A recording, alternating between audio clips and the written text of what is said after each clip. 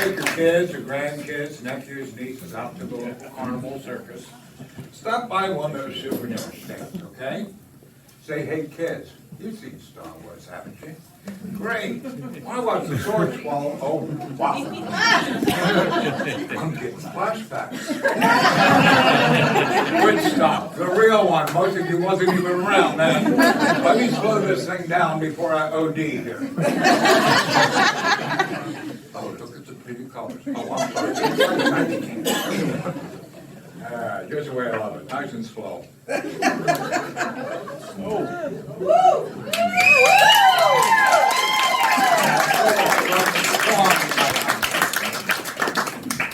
Enough time for one more.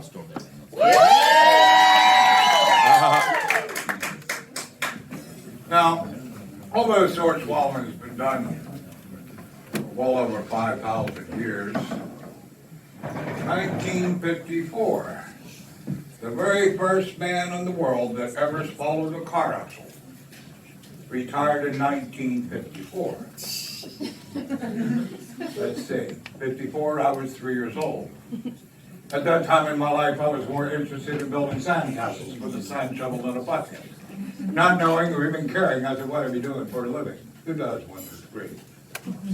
But this gentleman did live several years later, and he passed on at the ripe old age of 82. Guess what I found in the fall of 1969? I found a car axle. This here is a Model A or a Model T Ford car axle. Yes, it is an antique. No, I am nowhere near the age of this axle. This axle's almost twice my age. At least it was when I got it. Let's see. In '69, I was 18 years of age. This is a 1924 Ford. You do the math. It is over 20 inches long, an inch in diameter, and it weighs an icy cold 8 pounds. Enjoy. I sure do.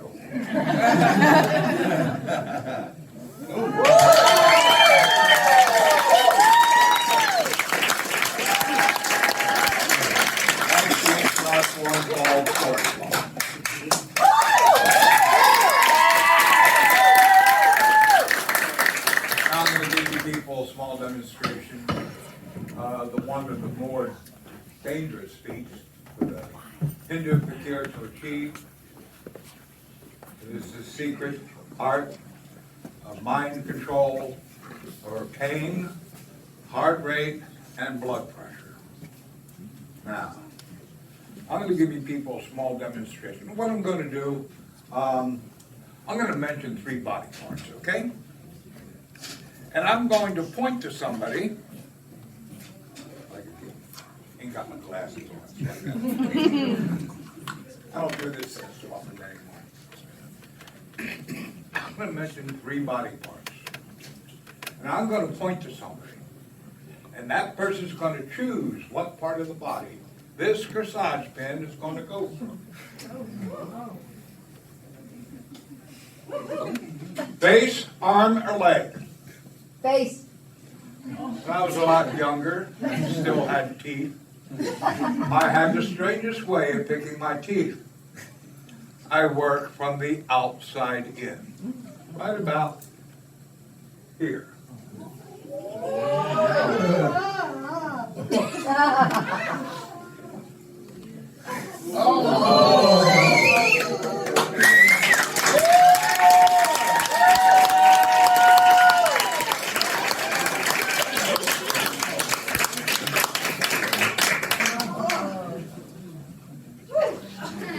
Arm,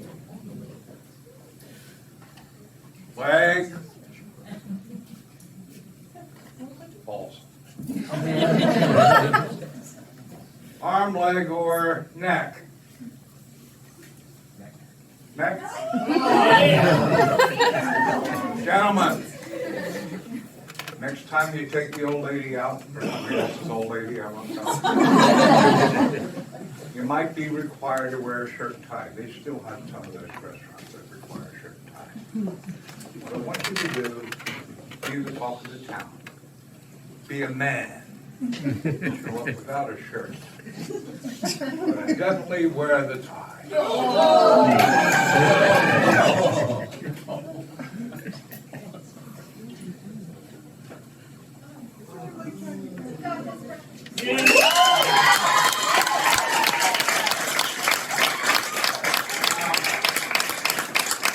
It's a little fun when you're doing shows like this. You're doing up to 30 shows a day. And when we're in the sideshow, we call it the blow-off. The extra added attraction, we charge an extra $1 to see it. It's not advertised up front. And I'd only do 2. I'd only have a woman choose the first one and a gentleman choose the other. Now a lot of people think, okay, wait a second. Let's choose a leg this time, okay? Just for example. Well, here's another little ditty I used to do.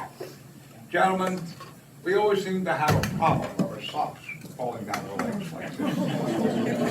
Right? I know a lot of people ask me what I wear under the kilt.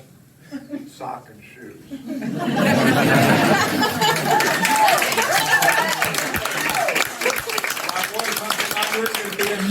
It's a kilt.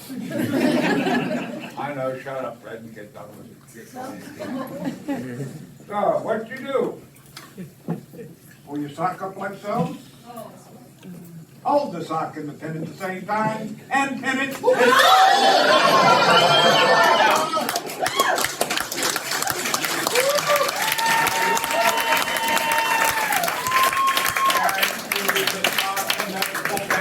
Again. Ladies, you can do this with your pantyhose or stockings. But only a couple of times before you get a run in the stocking. Now, where that stocking runs off to, I haven't figured that one out yet. But give me another 50 some odd years of doing this act and I'll figure that one out too.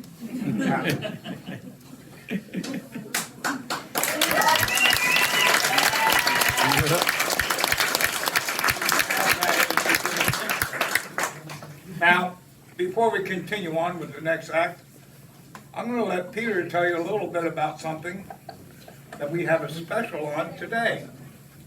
Let Peter Racco come up here if he has it. I wrote a book about Grandpa Red. My autobiography of all. His autobiography, yes, that's what it is. This book starts when Red is 15 years old. Red has been raised in orphanages his entire life. At 4 years old, his mom, on Christmas Day, said, "Have a nice life." Kept his little brother. That's a great way to start your life. So the only way you can get out of the orphanage is to be adopted. Well, no one's going to adopt a redhead. It's just not going to happen. Especially an angry redhead. So he had to graduate high school. That's a long time, 18 years. The GED came out in 1966. Red said, "Give me that test." He passed it with flying colors. He said, "I'm out of here." They said, "There's only one condition you're forced back into the orphanage, is that if you do not hold a job, you will have to be back." He said, "Don't worry, I'll keep a job." So Red gets on a carnival, now this is in Philadelphia, travels south to New Orleans, meets a bunch of people, the season ends. But most importantly, he meets a gypsy lady that teaches him everything he knows. She goes up to Red, she's like, "Hey Red, I heard you need a job at the end of the season. Would you like to come work for me?" He's like, "Yep." She's like, "You didn't hear the job. I'll take it." She's like, "Let me tell you the job already. You have to eat glass." Red would go into a bar and bet someone he'd drink the whole beer and eat the entire glass, including the bottom. He would go through a rack in a night and then pay the guy back for the glasses. Yes. Eat glass, walk on hot coals, walk on hot glass, breathe fire.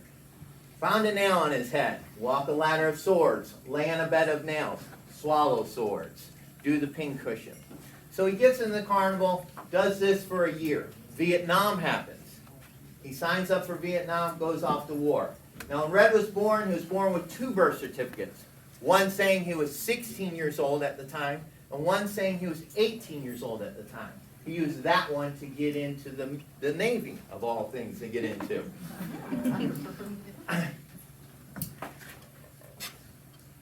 I'll read a little story here.